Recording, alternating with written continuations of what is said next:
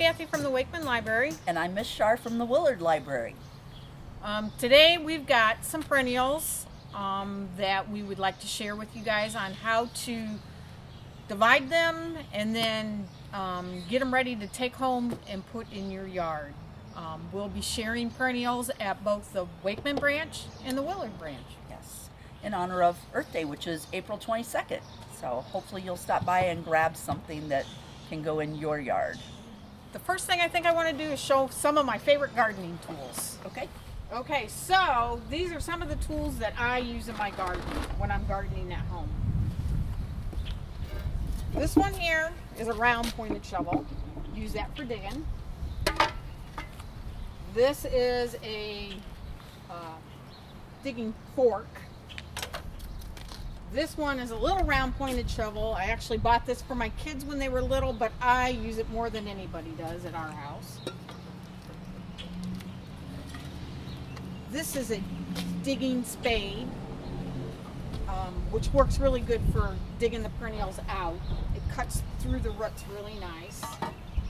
And then I just wanted to show you this one. I don't use this very often. This is actually a tile spade, so it's a little bit harder to use to dig up perennials. The other thing I always have is my little pad that I like to kneel on if you need something. I sometimes use a piece of cardboard too. And then, of course, my rubber gloves. They're nice to have. And then I usually have my bucket. And I use a screwdriver to pop out my weeds when I'm digging up my perennials. And I pop out my weeds with my screwdriver. And then my trimmers are always nice to have to trim anything, any really long roots off, or if I need to trim something off the top of the plant. My trimmers work really good. So these are some of my favorite gardening tools. Now what we're going to do is we're going to go over and dig up a hosta.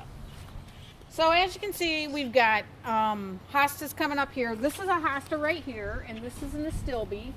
If you come over here, here's another hosta that's just starting to break through. So the hostas all come up at a little bit different pace.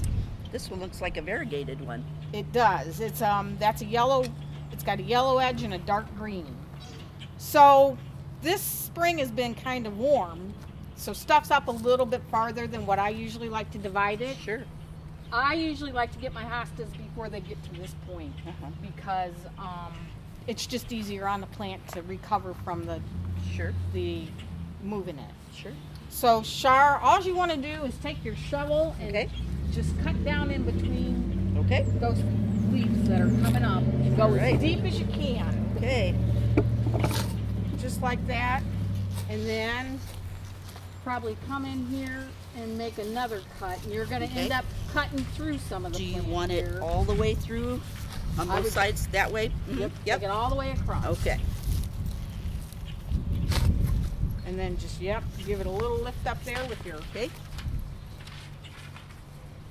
Nice. Looks like it came out pretty good. It did. Yeah. This is nice dirt here around the library. Okay. And there's even a crown there. Uh-oh, that one didn't make it. But it might if we stick it back in. Oh, there's no root on it. Okay. I don't think it'll make it. Okay. All right. Yeah. All right. Cover the stuff back up. Okay. So now we'll take this back over to the table and we'll show you how to split it on the table a little bit. So this is nice, easy dirt to work with, and these will just break apart, just like this. And the important thing is that you get roots on your plants, and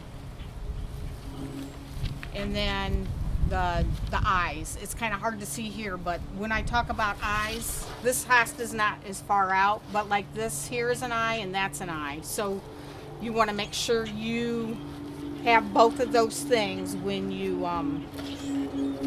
go to pot your perennial up. So I'll show you how to break this one up. And usually you can just break them apart. If I was on the ground, I would use my shovel to split it apart. But my handy dandy screwdriver works pretty good here on the table. I'm just kind of get in there and divide them up.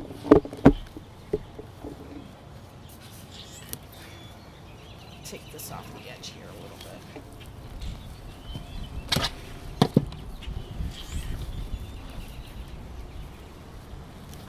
So this has got nice fibrous roots on it, and it's got all those nice highs on it. So this will be a good start for to start one in your yard. Now you can either put this right into your yard wherever you want it, or you can take and put it into a pot, and then that way you can keep it watered a little bit easier and know exactly what it's going to look like when it comes up. Sometimes people plant stuff and they're not for sure what it's going to look like, and then they think it might be a weed, and then they end up pulling it out. So you can use anything for a pot. You can cut off the milk jug and put some holes in the bottom of it, and the easiest way to do that, I'll just show you with my screwdriver. You can either use a drill or you can use just a screwdriver and a screw, and you can just twist that down in, and that'll put a hole in the bottom of your milk jug, and you can do 2 or 3 of those. So that's how I get my holes in, and then that'll give you good drainage. So if your dirt's okay,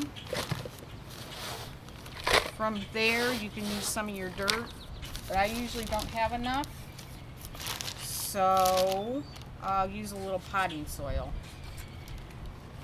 and mix that in with some of my dirt. And you can just get any kind of old potting soil that you can pick up at the hardware store or your gardening store. This one's already got holes in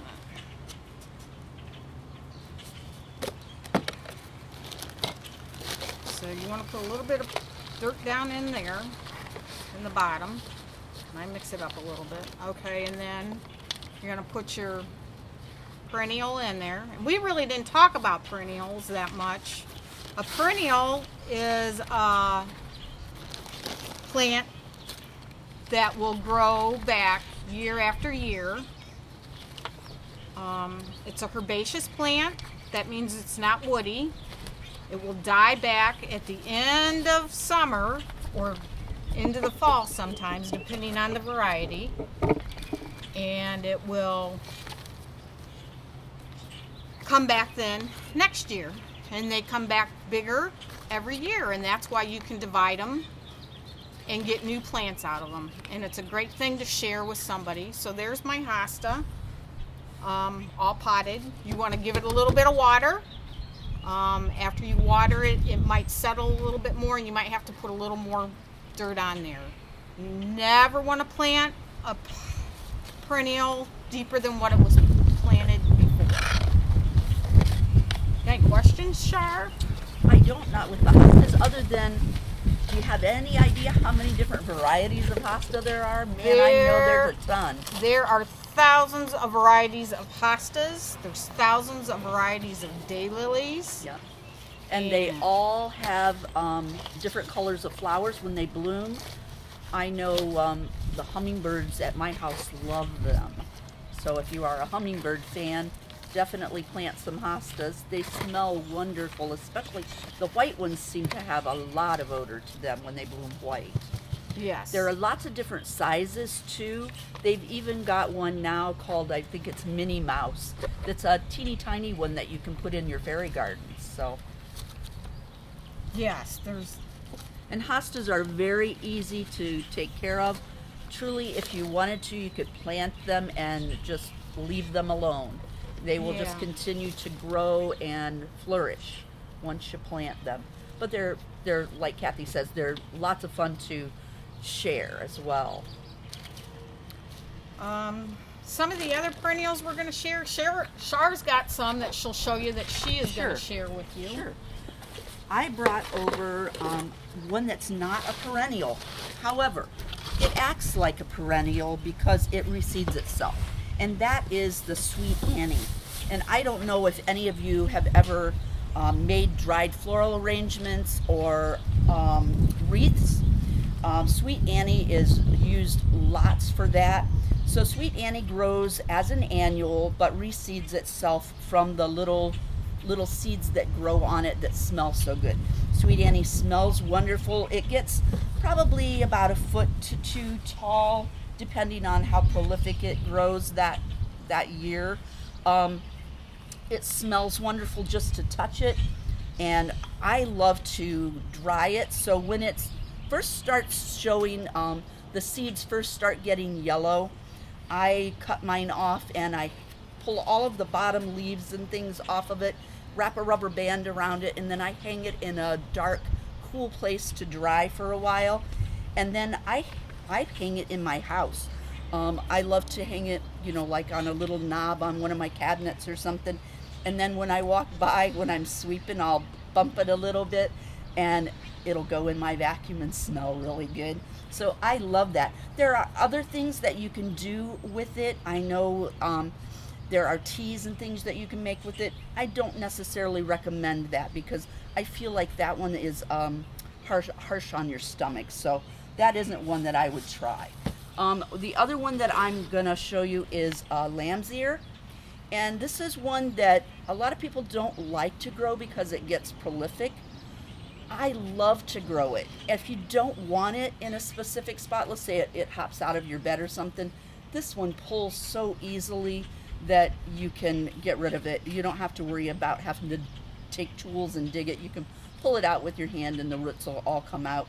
This one is another one that if you could feel it, it's so soft and it has an odor to it.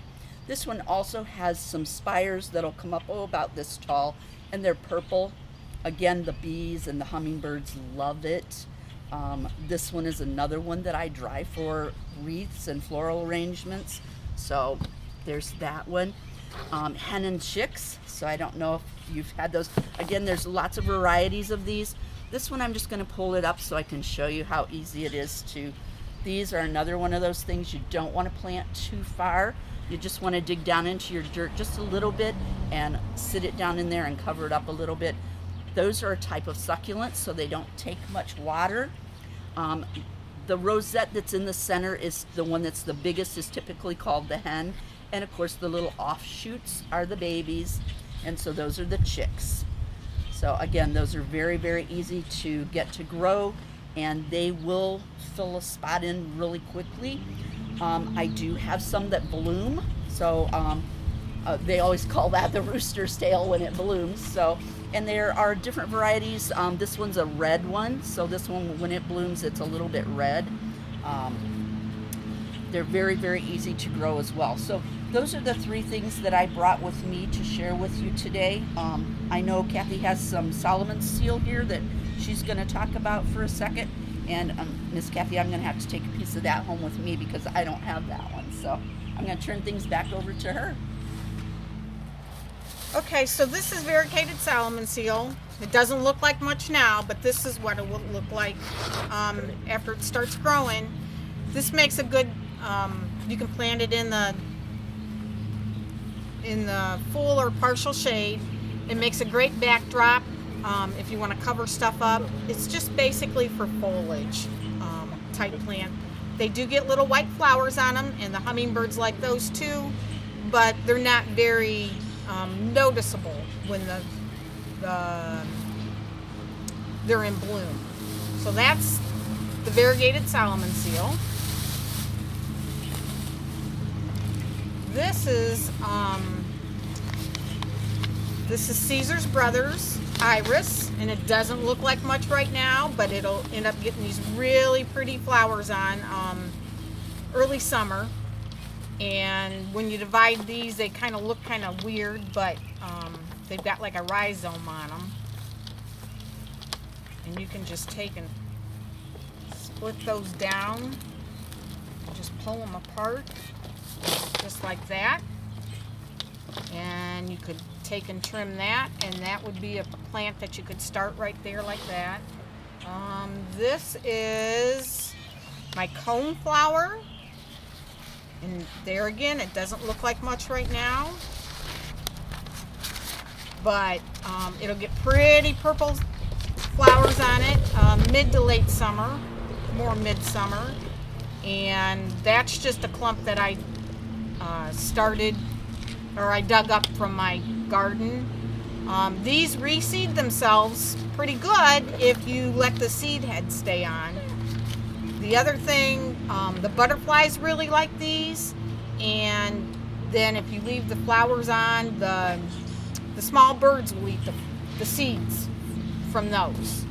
So Cathy, I'm going to hop in here for just a second since you're talking about them reseeding.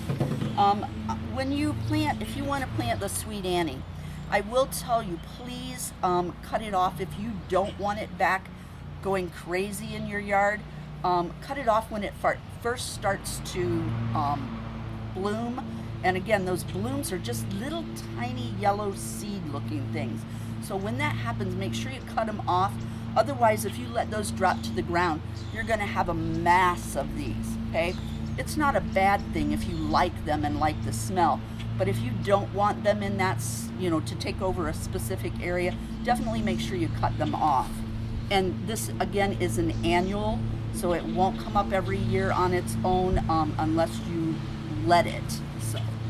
So the other thing I would like to share with you guys is remember that if you have questions on gardening, there are all sorts of gardening books at the library. So be sure to stop in and get a plant this week. So thanks for watching today, and I hope you guys enjoy planting some plants in your yard. Happy Earth Day. Don't forget to stop in and grab a plant.